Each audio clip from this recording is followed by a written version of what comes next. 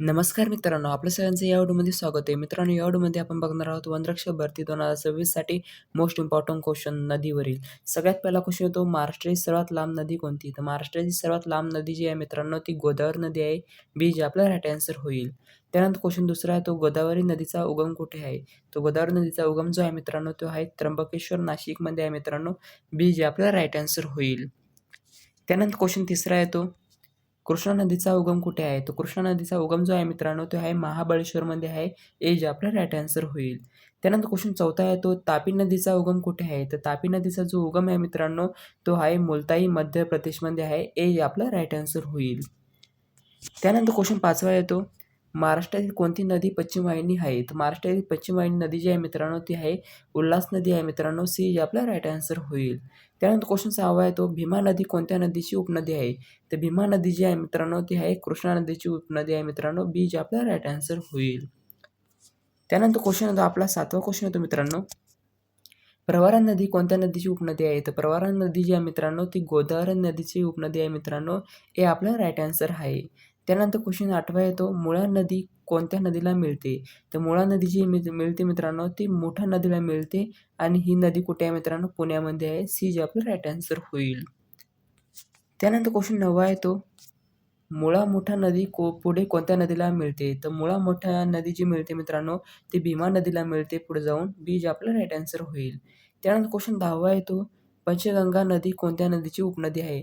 तर पंचगंगा नदी जी आहे मित्रांनो, ती कृष्णा नदीची उपनदी आहे. बी जे आपलं राईट आन्सर आहे. त्यानंतर क्वेश्चन 11वा येतो, वेनगंगा नदी कोणत्या नदीची उपनदी आहे? तर वेनगंगा नदी जी आहे मित्रांनो, ती आहे प्रणहिता नदीची उपनदी आहे. ए जे आपलं राईट आन्सर होईल. त्यानंतर क्वेश्चन 12वा येतो, वर्धा नदी पुढे कोणत्या नदीला मिळते? तर वर्धा नदी जी मिळते मित्रांनो, ती प्रणहिता नदीला मिळते. बी जे आपला राईट आन्सर होईल. त्यानंतर क्वेश्चन 13वा येतो, प्रणहिता कोणत्या नदीची उपनदी आहे? तर प्रणहिता नदी जी आहे, ती गोदावरी नदीची उपनदी आहे मित्रांनो. बी जे आपलं राईट आन्सर होईल. त्यानंतर क्वेश्चन 14वा येतो, पूर्णा नदी कोणत्या नदीची उपनदी आहे? तर पूर्णा नदी जी आहे मित्रांनो, ती गोदावरी नदीची उपनदी आहे मित्रांनो. ए जे आपलं राईट आन्सर होईल. त्यानंतर क्वेश्चन येतो आपला 15वा क्वेश्चन येतो मित्रांनो, मांजरा नदी कोणत्या नदीची उपनदी आहे? तर मांजरा नदी जी आहे मित्रांनो, ती आहे गोदावरी नदीची उपनदी आहे. बी जे आपलं राईट आन्सर होईल. त्यानंतर क्वेश्चन 16वा येतो, सिंदफणा नदी कोणत्या नदीला मिळते? तर सिंदफणा नदी जी मिळते मित्रांनो, ती गोदावरी नदीला मिळते. ए जे आपलं राईट आन्सर होईल. त्यानंतर क्वेश्चन 17वा येतो, गिरणा नदी कोणत्या नदीची उपनदी आहे? तर गिरणा नदी जी आहे मित्रांनो, ती आहे तापी नदीची उपनदी आहे. बी जे आपलं राईट आन्सर होईल.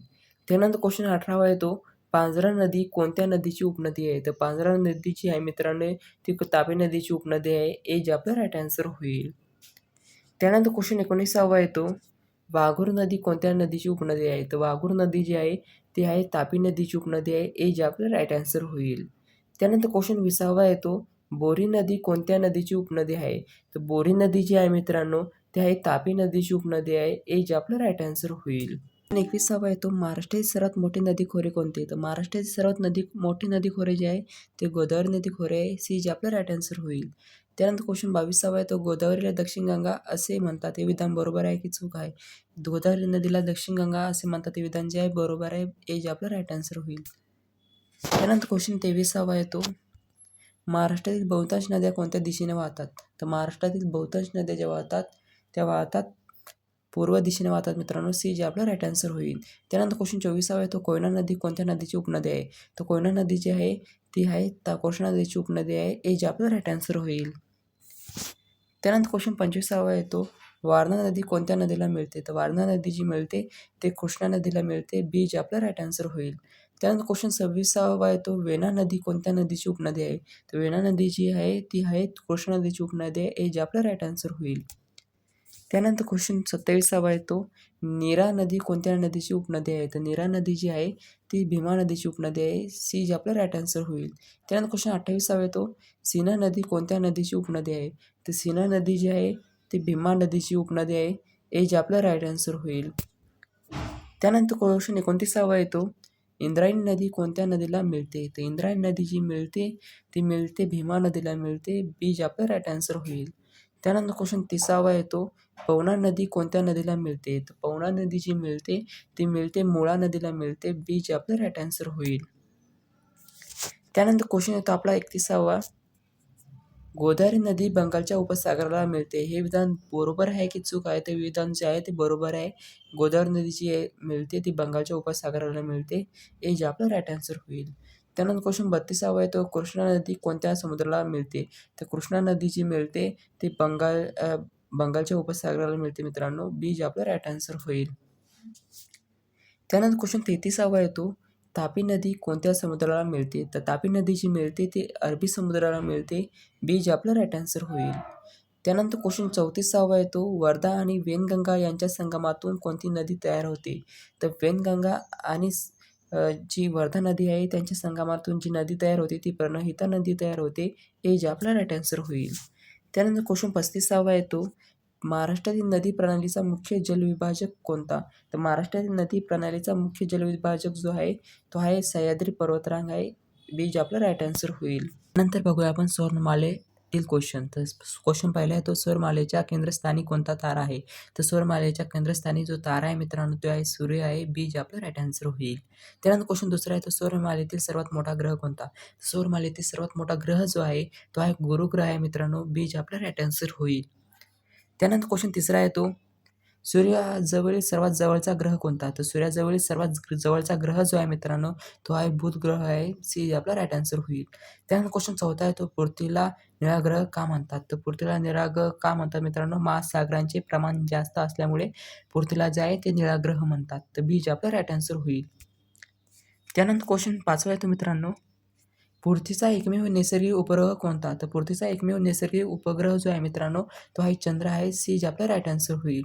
त्यानंतर क्वेश्चन 6वा आहे तो, लाल ग्रह म्हणून कोणता ग्रह ओळखला जातो? तर लाल ग्रह म्हणून ओळखला जातो ग्रह मित्रांनो त्याचं नाव आहे मंगळ ग्रह ओळखला जातो लाल ग्रह म्हणून. बी जे आपला राईट आन्सर होईल. त्यानंतर क्वेश्चन 7वा आहे तो मित्रांनो, सर्वाधिक उपग्रह असलेला ग्रह कोणता? तर सर्वाधिक उपग्रह असलेला ग्रह जो आहे तो शनी ग्रह आहे मित्रांनो. बी जे आपला राईट आन्सर होईल. त्यानंतर क्वेश्चन 8वा आहे तो, सर्वात उष्ण ग्रह कोणता? तर सर्वात उष्ण ग्रह जो आहे मित्रांनो तो शुक्र ग्रह आहे. बी जे आपला राईट आन्सर होईल. त्यानंतर बघूया आपण मराठी व्याकरणची मोस्ट इम्पॉर्टंट क्वेश्चन. तर क्वेश्चन 11वा आहे तो मित्रांनो, सुंदर फुलेमधील सुंदर कोणते विशेषण आहे? तर सुंदर फुले, फुले कसे आहे तर सुंदर आहे. सुंदर म्हणजे गुण दर्शवलेला आहे मित्रांनो. तो गुणवाचक विशेषण आपला राईट आन्सर येईल. त्यानंतर क्वेश्चन 12वा आहे तो, 3 पुस्तकेमधील 3 कोणते विशेषण आहे? तर 3 जे आहे मित्रांनो 3 जे आहे ती संख्या आहे मित्रांनो, निश्चित संख्या आहे. तर आपलं संख्यावाचक विशेषण आपलं राईट आन्सर होईल. त्यानंतर क्वेश्चन आपला येतो 13वा, प्रत्येक विद्यार्थीमधील प्रत्येक कोणते विशेषण आहे? ते प्रत्येक विशेषण जे आहे मित्रांनो ते सार्वनामिक विशेषण आहे. हे जे आपला राईट आन्सर होईल. त्यानंतर क्वेश्चन 14वा येतो, गोड आंबामध्ये गोड कोणते विशेषण आहे? तर गोड आंबामध्ये गोड जे विशेषण आहे मित्रांनो ते आहे गुणवाचक विशेषण आहे, कारण आंब्याबद्दल चवीचा गुण सांगितलेला आहे. तर हे जे आपला राईट आन्सर होईल.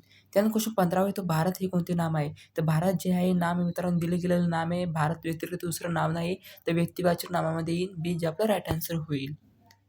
त्यानंतर क्वेश्चन 16वा येतो मित्रांनो, विद्यार्थ्यांनी कोणती विभक्ती दर्शवते? तर विद्यार्थ्यांनी जी विभक्ती दर्शवते मित्रांनो ती दर्शवते तृतीय विभक्ती दर्शवते. ए जे आपला राईट आन्सर होईल.